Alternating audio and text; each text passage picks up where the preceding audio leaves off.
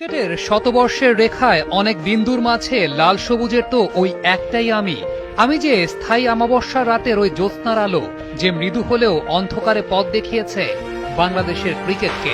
আমি যে বর্ষার বাতাসে মুকুলিত বসন্ত।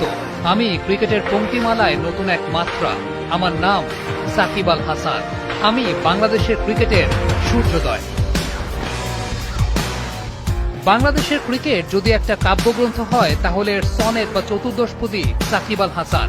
কবি যা রচনা করেন তাই কবিতা, সাকিব যা দিয়েছেন তাই বাংলাদেশের ক্রিকেট। ক্রিকেটে লাল সবুজের ব্র্যান্ডিং এর বিশ্বায়নের শুরুটা তার মাধ্যমেই। নিজে সমীহ আদায় করেছেন, বিশ্ববাসীকে বাধ্য করেছেন বাংলাদেশকে সমীহ করতে। বিদেশ হয়ে ঘুরতে যাওয়া পর্যটক যখন নিজের দেশের পরিচয় দেয়, ওপাশ থেকে লাল সবুজের এই দেশটার বিজ্ঞাপনে তাকেও শুনতে হয় সাকিব আল হাসানের কথা। বংশের তোয়াক্কা না করে খান বা চৌধুরী বংশের কেউ কেউ নিজের সত্য ভূমিষ্ঠ শিশুর নাম রাখেন সাকিব আল হাসান। কেউ বা নিজের নাম পরিবর্তন করে নিজেই রাখেন সাকিব। কেউ কেউ এক ঝলক সাকিবের সান্নিধ্য পাওয়ার জন্য বিনিদ্র রজনী যাপন করেছেন। আবার কেউ বা সাকিবের ব্যাটিং দেখবে বলে স্কুল ফাঁকি দিয়ে পিঠে মানচিত্র এঁকেছে। ক্রিকেট বিশ্বে বাংলাদেশের মানচিত্রটাকে দাম বাড়িয়েছে সাকিব। এদেশের তরুণ প্রজন্ম তাকে অনুসরণ করে, অনুকরণ করে।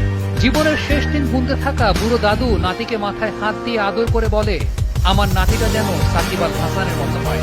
একটা প্রজন্ম যেখানে নিজের ব্যক্তিত্বকে সাকিবের মতো করে বহিঃপ্রকাশ করতে চায়, সেই সাকিবের তো সবকিছু মানায় না। যে সাগরে সব জাহাজই যায়, সেই সাগরে সাকিবের জাহাজ যাওয়াটাও কি মানায়? হ্যাঁ, ক্রিকেট আইডিওলজির পুরো দায়ভারটা সাকিব নিয়ে বসেননি, কিন্তু একটা প্রজন্মের গ্রুম আপ আইডিওলজি যে তার দ্বারাই প্রভাবিত। যে মানুষটা সর্বোচ্চ আনন্দের উৎস, সেই মানুষটাকে বিতর্কে দেখতে চান কতটা।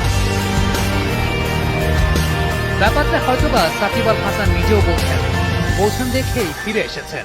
জাহাজটা যে সাগরের দিকে ছুটিয়েছিলেন, দক্ষ নাবিকের মতো তা ঘুরিয়েও নিয়েছেন।